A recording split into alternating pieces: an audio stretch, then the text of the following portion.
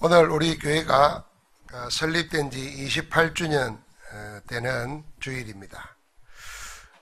교회를 세우신 하나님의 눈으로 교회를 돌아보고 우리 자신을 돌아봐야 될 시간입니다. 그래서 오늘 말씀의 제목이 하나님 보실 때 필요한 교회와 성도 그랬습니다. 이 말을 돌려놓고 생각하면은 하나님이 보실 때 필요하지 않는 교회도 있고 성도도 있다는 것입니다. 그러면 우리가 예수 그리스도를 영접하고 구원받아 하나님의 자녀로 교회를 섬기고 교회와 함께 인생을 살아가는데, 이왕이면 우리 교회가, 우리 자신이 하나님이 보실 때 필요한, 그래서 하나님께서 쓰실 수밖에 없는 그런 교회와 그런 성도의 응답을 받아야 될 줄 믿습니다.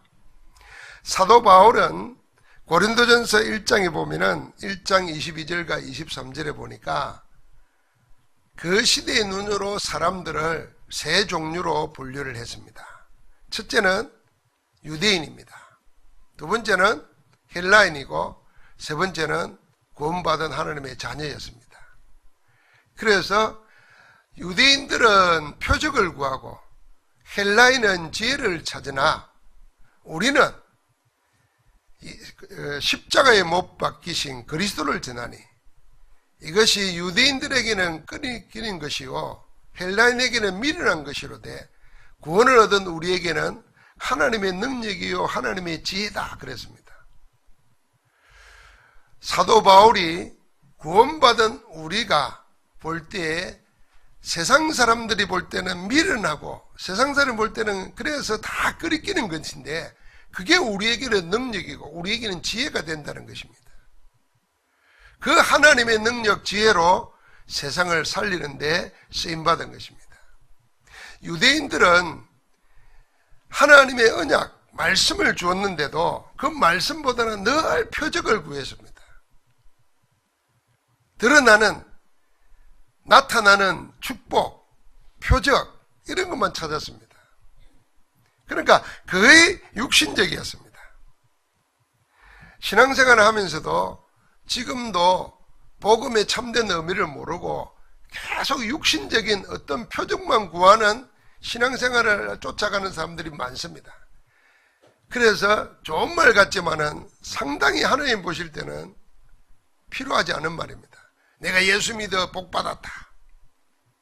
그럼 예수 믿고 복 받지 않고 순교당한 사람은 어떻게 되겠어요?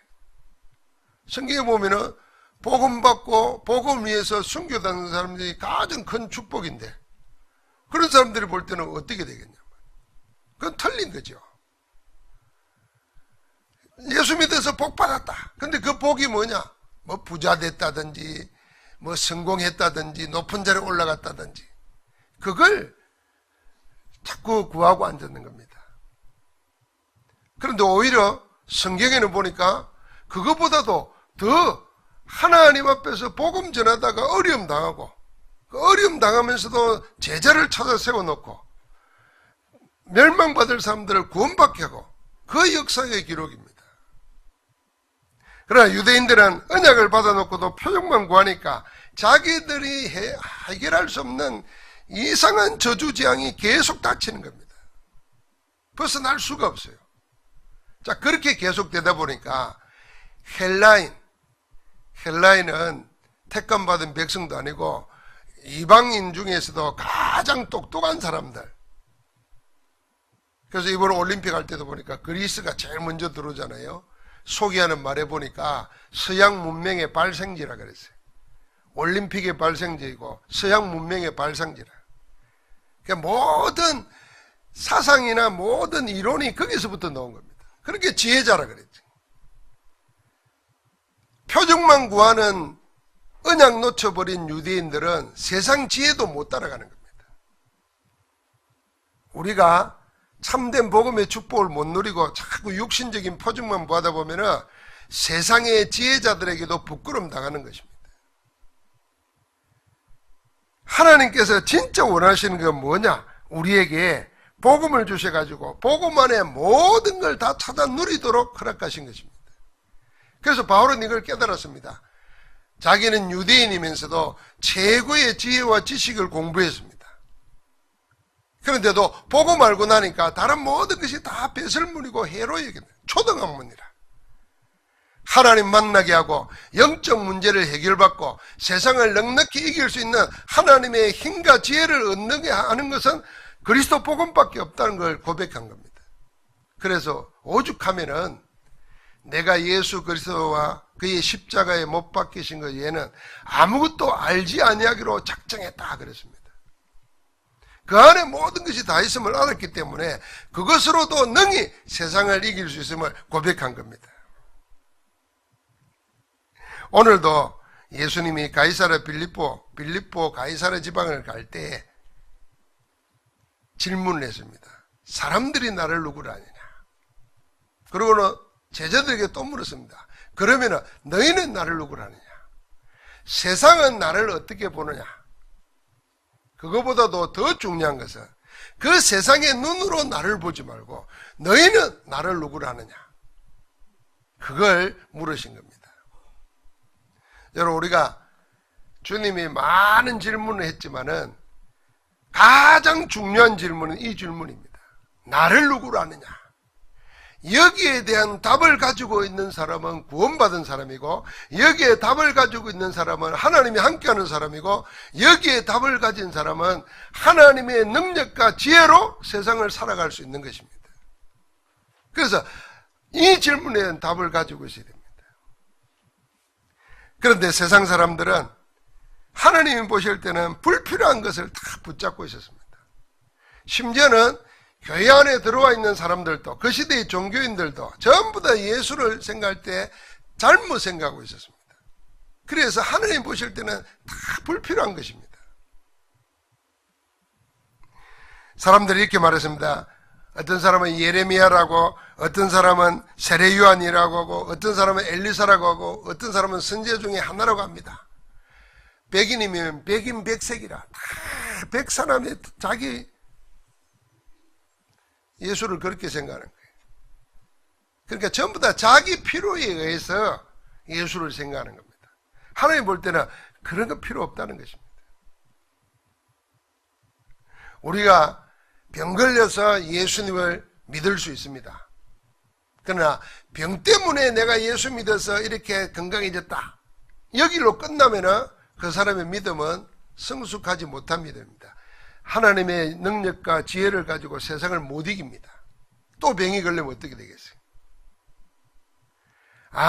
하나님이 나를 창세전에 택해놨는데 나를 살리시기 위해서 이 병 있는 기간 동안에 나를 부르신 거구나. 이 병이 하나님을 만나는 기회였고 은혜의 시간이었구나. 그렇게 생각해야 되는 겁니다. 병 때문에 내가 예수 믿고 건강해졌다, 복받았다, 이게 아니라는 거예요. 하나님께서 그렇게 불필요한 것에 매이지 않도록 진정한 질문을 한 겁니다. 예레미야는 그 사상은 쉽게 표현하면 박해 사상입니다. 고통당하는 자 함께하고 눈물 흘리고 아름답고 좋은 것입니다. 이런 것이 없으면 세상은 얼마나 냉정해지겠습니까? 그러나 그것이 예수님은 아닙니다. 이것은 하나님이 보내신 그리스도 아니라도 얼마든지 할 수 있는 것입니다. 어떤 사람은 세례요한이라고 그랬습니다. 세례요한은 사회운동가입니다. 요즘식으로 말하면 잘못된 걸 지적하고 정의를 외치고, 우리나라에 지금 정의를 외치는데 사랑이 없는 정의이기 때문에 서로 적을 자꾸 만듭니다. 그래서 우리나라는 극한 대립을 합니다. 전부 다 정의의 이름으로 싸웁니다. 진정한 사랑이 없는 정의 때문에 살벌해지는 겁니다. 그 세례요한이라고 생각하는 사람들은 이런 정의운동, 사회운동에 생각하는 겁니다. 예수를 그렇게 생각하는 겁니다. 엘리사는 뭡니까? 신비주의입니다. 기도해서 불 내리고 비 오게 하고 복음 없이 하나님을 체험한다고 하는 능력을 체험한 것, 그게 신비주의입니다. 하나님 말씀 없이 복음 없이 능력을 체험하면 틀림없이 하나님과 멀어집니다. 누가 하나님 되나? 자기가 하나님 됩니다. 나중에 어떻게 되나? 다른 신을 섬기게 됩니다. 그것도 예수가 아닙니다. 선지자라 그랬습니다. 선지자는 앞으로 되어질 일을 미리 말하는 자 아닙니까? 그 뜻이 있습니다. 그러니까 시대마다 뭐냐면 앞으로 될 일을 미리 말한다면서 종말론을 강조하는 겁니다. 종말을 공포를 가지고 하는 겁니다. 성경은 종말이 공포가 아닙니다. 하나님 나라에 오기 때문에 기대되고 기다려지고 어서 오라고 그런 거지 공포감을 가지고 사람을 얽어매는 것이 아니거든요. 그런데 시대마다 틀리게 잘못 알아서 종말론을 가지고 시한부 종말론으로 사람들을 급박하고 위협해서 신앙생활을 잘하게 만들려고 그게 신앙생활을 잘하게 하는 게 아닙니다. 공포심 때문에 불안 때문에 위험 때문에 신앙생활을 하는 것은 그 출발부터가 틀린 겁니다. 전부 이런 식으로 몰아가는 겁니다. 그래서 하나님 보실 때는 이런 신앙은 필요 없다는 것입니다.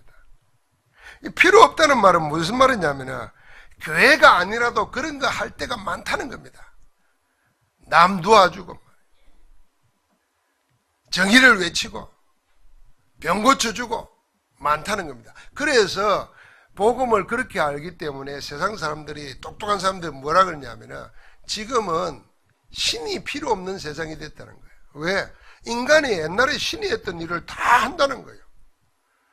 옛날에는 병원이 없고 원인이 뭐 세균인가 이런 거 때문에 병이 일어나는 거 모르니까 전부 다 무당 찾아가고 종교의 힘으로 뭘 해결하려고 했는데 지금은 과학이 발달해서 다 그게 원인이 뭔지 알고 그걸 치료하는 약이 있으니까 신이 하던 일을 의사가 다 한다는 거예요. 약이 다 한다는 거예요. 심리 상담자가 다 하는 거예요.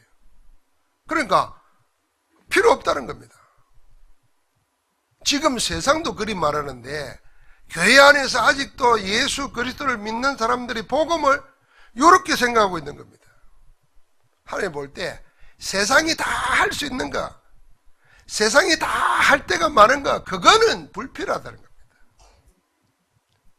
꼭 해야 될 걸 하는 신앙, 교회, 그게 하나님께 필요하다는 것입니다.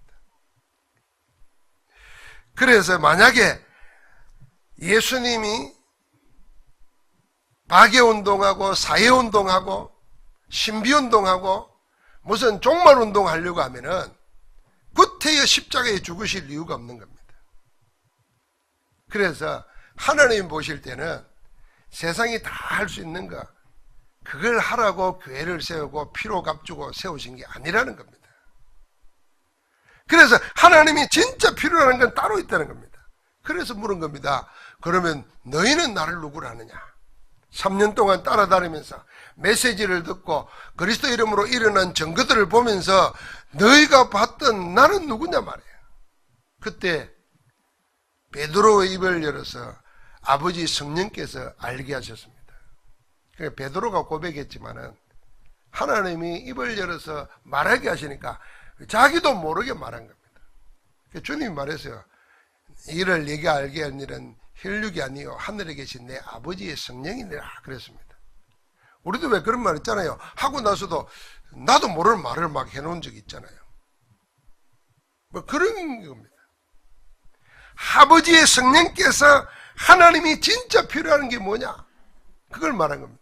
그때 주님은 그리스도시요 살아계신 하나님의 아들이십니다.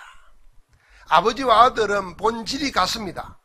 그래서 하나님의 아들이란 말은 우리식으로 말하는 아버지와 아들이 아니고 하나님이시다 그 말입니다. 살아계신 하나님이시라. 보이지 않는 분이 보이게 나타나신 하나님이 예수 그리스도라는 겁니다. 그 말 하기 전에 주는 그리스도시오 그랬습니다. 그리스도라는 것입니다. 그래서 하나님 보실 때 필요한 교회는 그리스도 있는 교회입니다. 그리스도 복음 말하는 교회입니다. 하나님 보실 때 가장 붙잡고 쓰시는 귀한 성도는 누구냐? 그리스도 비밀하는 자입니다. 할렐루야. 그래서 우리 교회는 오직 복음 전도하는 교회 되어야 됩니다. 오직 그리스도 말하는 교회 되어야 됩니다. 왜냐하면 다른 일 해야 되지만 다른 일에 올인하면 안 됩니다. 하나님 필요한 일, 오직 그리스도입니다. 모든 인생에게는 그리스도가 필요합니다. 다시 말하면 하나님 만나지 않으면 인생에는 참된 행복이 없습니다. 생명이 없습니다. 이 행복은 그냥 육신적인 복이 아니라 생명 자체가 없습니다. 하나님이 생명 없이 죽은 자입니다. 죽은 자의 특징이 뭡니까? 하나님 아닌 다른 것을, 자기보다 못한, 인생보다 못한 것을 신으로 섬깁니다. 그게 우상숭배입니다. 그 모든 우상은 사단의 짓입니다. 사단 섬기는 겁니다. 그래서 원치 않는 저주재앙이 올 수밖에 없습니다. 더 확인할 필요도 없습니다. 모든 영적 문제, 사건, 사고, 우상숭배하는 집안일수록 저주재앙이 끊임없이 일어납니다.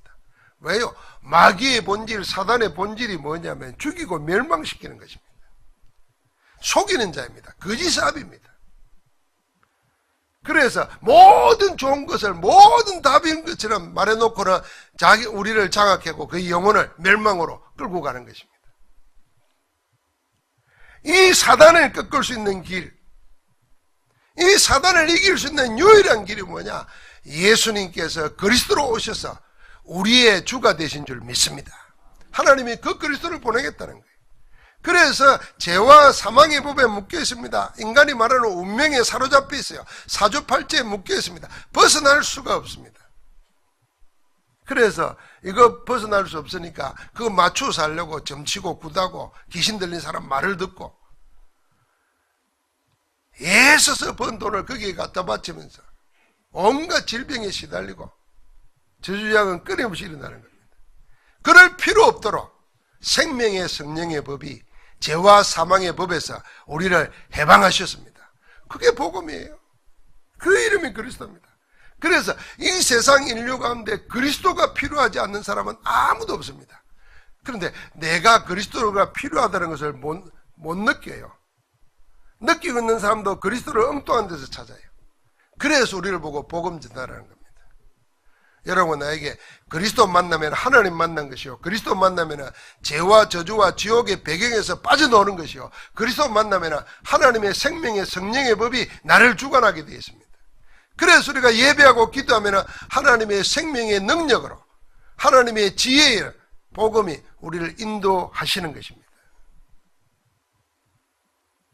하나님 볼 때 필요한 것은 하나님의 보내신 자 그리스도입니다.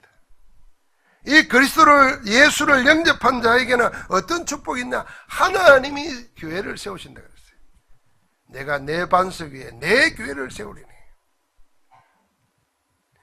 하나님이 보실 때 필요한 것은 사람들의 힘으로 세운 교회당이 아니고, 돈으로 세운 교회당이 아니고, 이 신앙 고백으로 세운 하나님의 교회가 필요한 겁니다. 예수가 그리스도요 살아계신 하나님의 아들이시라고 하는 이 신앙 고백을 가지고 모여있는 공동체, 그리스도의 몸된 교회, 그게 필요한 것입니다. 그래서 초대교회는 교회당 없이도 이 신앙 고백 가지고 모였기 때문에 하나님의 능력이 그 속에 역사했던 겁니다. 그래서 적은 무리가 세상을 바꾸었어요. 많은 무리가 세상을 바꾼 게 아니라 적은 교회의 제자들이 세상을 변화시켜 갔던 겁니다. 하나님이 그렇게 하신 거죠. 그래서 하나님께서 이 흑암 세상에 빠진 자들을 살리려도록 선교하는 교회가 필요한 겁니다. 복음 전하는 교회. 그래서 여러분, 내가 우리 교회 다니면서 교회의 축복을 누리려고 하면은 우리 교회가 어떤 교회인가를 알고 그게 내 기도 제목으로 되어져야 교회의 축복을 누립니다. 음부의 건색에 이기지 못한다 그랬어요. 천국 열쇠의 축복이 언제 오느냐? 내가 교회로 세워질 때 그 응답의 축복을 누리는 겁니다. 여러분, 우리는 눈에 보이는 교회가 많기 때문에 교회가 귀한 줄 모릅니다. 세상이 다 교회를 조롱하고 교회를 우습게 생각하기 때문에 사람들은 그렇게 교회를 생각합니다. 그런데 이 교회는 하나님의 눈으로 보면요, 하나님이 피로 값주고 샀다 그랬어요. 무슨 피로요? 외아들 예수 그리스도를 십자가에 죽이시고 그 피로 우리의 모든 죄를 다 소멸하시고 그 사실을 믿는 자를 통해서 교회를 세우신 겁니다. 그러니까 하나님이 피로 값주고 생명을 들어서 세운 교회, 하나님의 생명이 있어요. 그러니까 이 교회에 하나님의 눈이 떠나지 않아요. 이 교회를 하나님이 버리지 않아요. 그 속에 내가 있고 내가 그 교회 되었다. 이 축복을 고백할 수 있고 신앙 고백이 되어질 수 있고 누릴 수 있어야 교회의 복을 누립니다. 하나님께서 보실 때는 다른 것이 필요하지 않다는 걸 알아야 됩니다. 이거는 세상 사람들에게도 진짜 필요한 건 뭐겠느냐. 우리 지진이 일어나니까 막 사람들의 지금 요구가 말이지. 지진은 공무원들이 만든 게 아니에요. 그냥 일어난 겁니다. 그런데 어려움 당하는 게 지금 전부 다 공무원들 보고 막 국가 보고 해내라고 난리요. 그럼 우리도 뭐 신고한 사람은 다 200만 원씩 받았다 그러잖아요. 그렇게 공무원들이 걱정하는 거예요. 그 돈 가지고 다 뭐 하느냐. 별로 뭐 망가지도 않은데 그 돈 받으니까 다 뭐 먹고 뭐 노는데 다 써버리고. 돈 가지고 해결되는 게 아닙니다.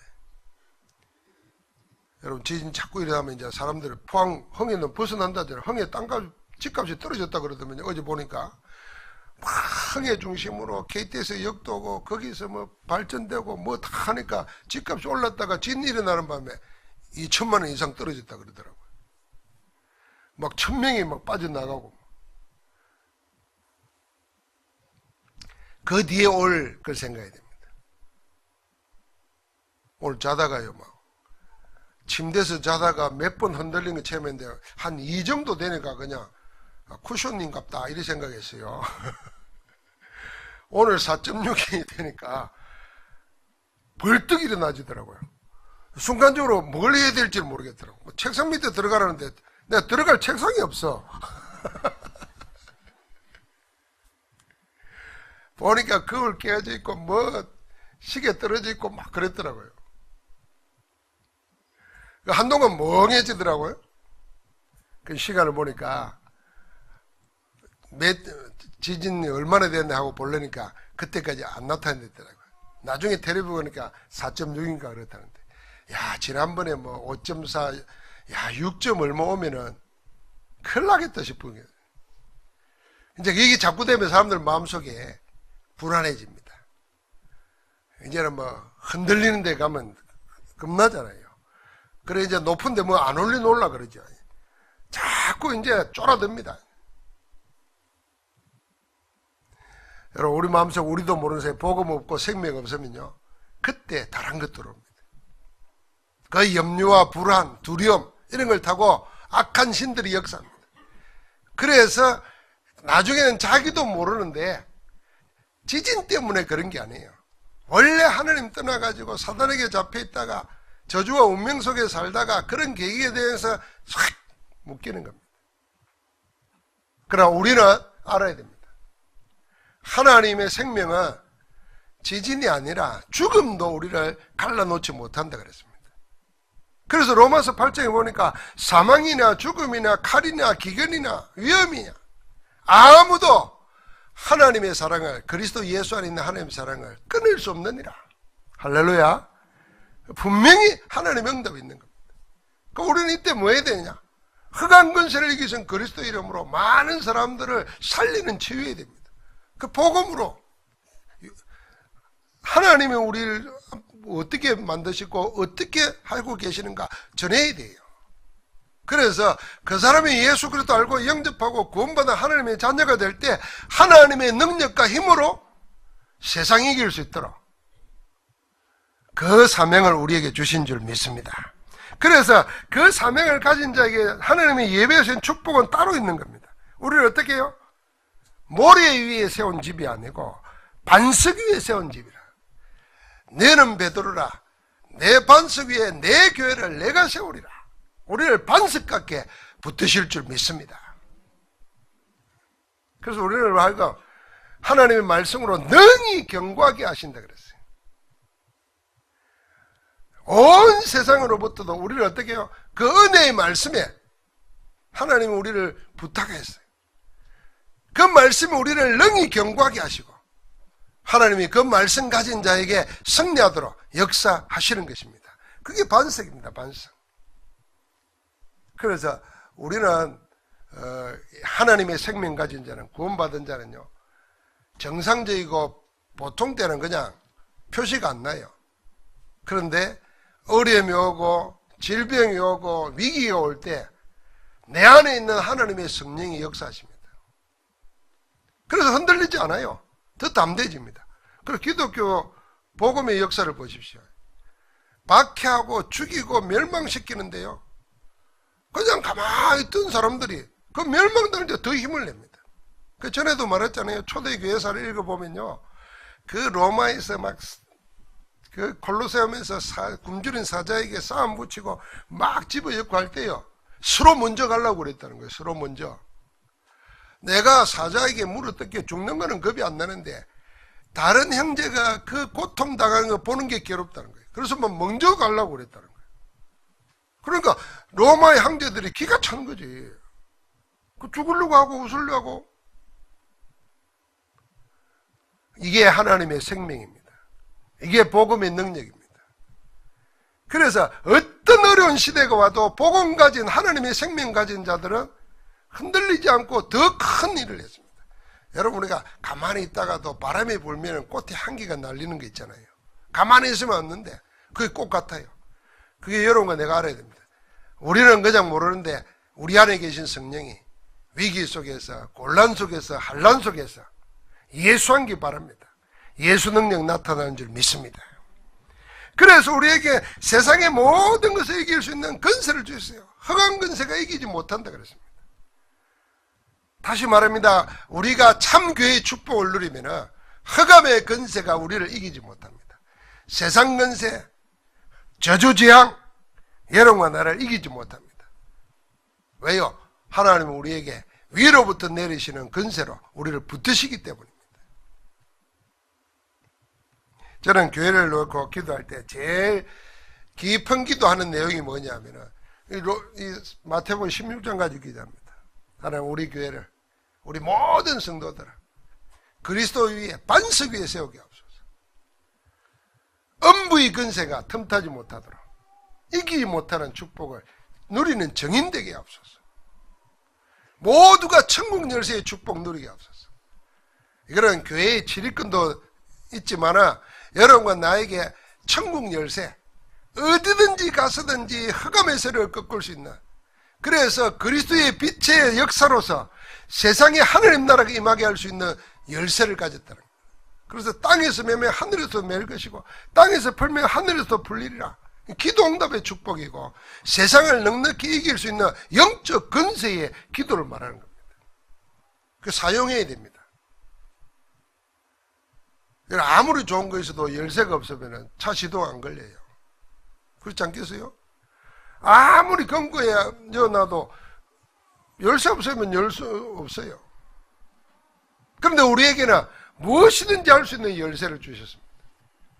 땅에서 매면 이 신앙 고백하는 복음 가진 자가 하나님 이름으로, 그리스도 이름으로 기도할 때 하나님은 하늘에서도 응답해 주신다. 여러분, 내가 받은 축복을 가지고 이제는 뭘 말해야 되느냐? 오직 그리스도만 말해야 됩니다. 그래도 오늘 마지막에 주님이 뭐라 그러냐면 제자들에게 경고를 했습니다. 그러면서 자기가 그리스도인 것을 아무에게도 깨닫지 말하지 말라 그랬어요. 왜 그랬을까요? 이때부터 본격적으로 예수님이 고난의 죽음에 대해서 이야기하고 죽음 이후에 변화될 새로운 모습을 보여주셨습니다. 다시 말하면 제자들이 아직도 예수 그리스도의 죽음이 무슨지를 알지 못하기 때문에, 예수님이 죽음 이후에 승리해서 부활할 영광스러운 모습을 아직 모르기 때문에 그 모든 것을 진짜 알고 난 다음에 그리스도를 말하는 것입니다. 그리스도를 자기 고백을 했는데 체험을 못했어요. 체험을 못하니까 그리스도가 지식으로 전달돼 봐야 아무런 필요가 없다는 겁니다. 소용이 없다는 거죠. 그래서 지금 말하지 말라는 거예요. 자기도 모르게 했는데 예수님이 죽음에 대해서, 예수님의 제일 큰 사역이 뭐냐면 십자가에 죽는 사역입니다. 그래서 모든 사람은 살려고 왔지만 죽기 위해서, 죽음 때문에 오신 분은 한 분밖에 안 계세요. 그분이 예수 그리스도십니다. 그 죽음으로 우리를 구원하신 거거든요. 그 죽음으로 사단을 꺾으시고 그 죽음으로 지옥을 멸하신 거거든요. 예수님이 그거 말하니까 베드로가 금방 뭐라 그럽니까? 예수님을 만류했다 그랬어요. 그러면 안 된다는 거예요. 마가복음은요, 이 어떻게 표현하냐면 꾸짖었다 그랬어요. 베드로가 예수님을 꾸짖었다는 말이에요. 이랬을게요. 선생님 무슨 말입니까? 뭐 말도 안 되는 소리를 합니까 지금? 죽다니요. 지금 주님이 그리스도면은 나가가지고 이 억압되는 세상을 무너뜨리고 하나님 나라를 세워야 될 거 아닙니까? 지상의 왕국을, 이런 식이에요. 근데 무슨 뭐 죽다니요? 뭐 그리스도가 죽습니까? 막 이러는 거예요. 예수님이 뭐라 그러냐면 사탄아 내 뒤로 물러가라 그랬어요. 사단이 원하는 것은 그리스도의 역사를 가로막는 거거든요. 그러니까 아직 모르고 있으면서, 그래서 여러분과 나에게 예수가 그리스도라는 복음을 듣고 영접했으면은 마음으로 믿고 입으로 신하에 영접하면 하나님 자녀가 됩니다. 자녀 된 다음에 하나님께서 여러분과 나에게 그 복음이 하나님의 능력이고 하나님의 지혜가 있다는 것을 체험시킨다는 걸 알아야 됩니다. 그 체험시킬 때에 말씀을 통해서 체험되는 것이 가장 좋은 것입니다. 그 체험시킬 때 우리의 삶을 통해서 체험시킵니다. 제 경우에 보면 두 가지 다예요. 말씀의 은혜를 받았어요. 제게 육신의 문제, 경제의 문제 올 때 저는 하나님의 음성을 들었습니다.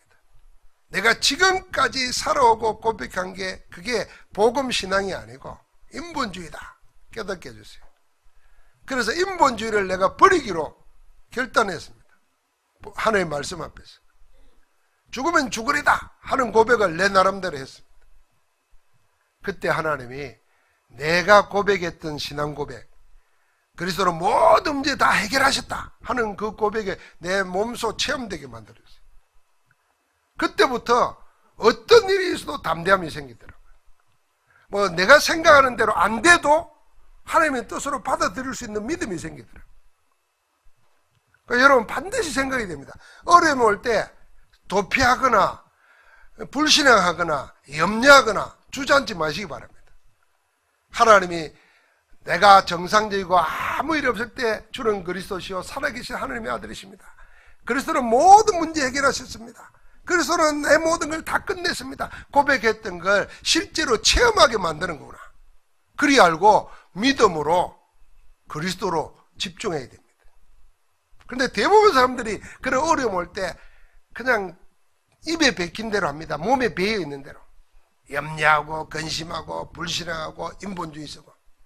그래서 복음을 아는데 복음을 체험을 못하는 거예요. 하나님은 우리를 복음 체험시키는 겁니다. 그래서 렘넌트 7명은 어려움 오고 환난 오고 위험 올 때 절대로 뭐 했습니까? 흔들리지 않았어요. 더 복음 속으로 들어가요. 더 복음 속으로. 더 복음 속으로 들어가니까 하나님이 역사하시는 거예요. 하나님께서 여러분과 나에게 이 그리스도의 축복 가지고 세상에 승리하고 살도록 참 영적인 축복을 실제로 누리도록 우리에게 은혜 주시는 줄 믿습니다. 하나님 감사합니다. 우리가 하나님 보실 때 필요한 성도, 필요한 교회로 세워지도록 복음 주심을 감사합니다. 복음 앞에서 자신을 내어놓고 그리스도께 집중하다가 복음이 모든 것임을, 하나님의 모든 것임을 사실적으로 체험하고 그 정인으로 세워지도록 역사하여 주옵소서. 이미 우리를 정인으로 세우셨사오니 하나님 우리를 통하여 시대와 세계를 살리는 하나님의 역사가 시작되게 하옵소서. 예수 그리스도 이름으로 기도하옵나이다. 아멘.